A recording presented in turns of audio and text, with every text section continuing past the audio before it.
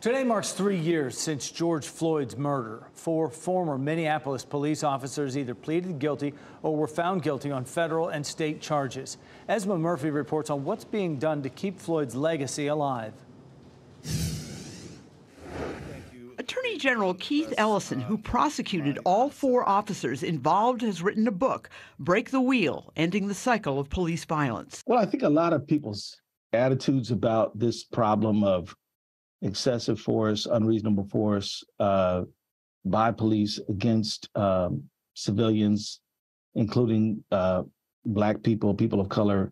I think there's a recognition that, in fact, it does happen and it is a problem. George Floyd's girlfriend, Courtney Ross, is almost finished with a children's book she is writing about grief. It's really helped me get through this process of grieving, which never really ends, but it's helped me the past year specifically.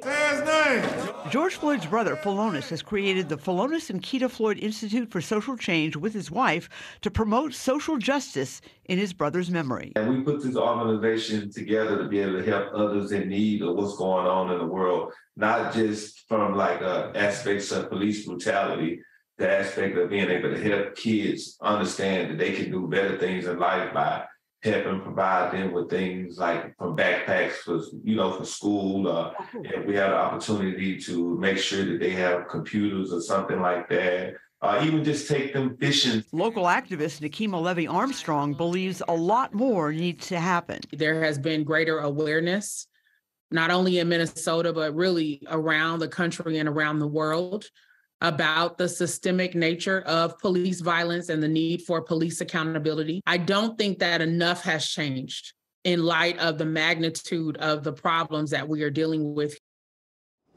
That was Esma Murphy reporting. A series of memorial events being held in Minneapolis today through the weekend.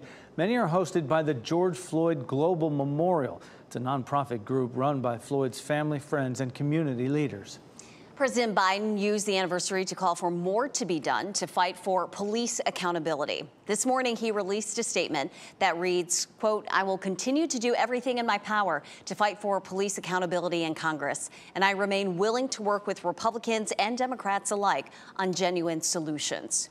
The family of an 11-year-old boy who was shot by a police officer in Mississippi is calling for the officer to be fired and charged in the shooting.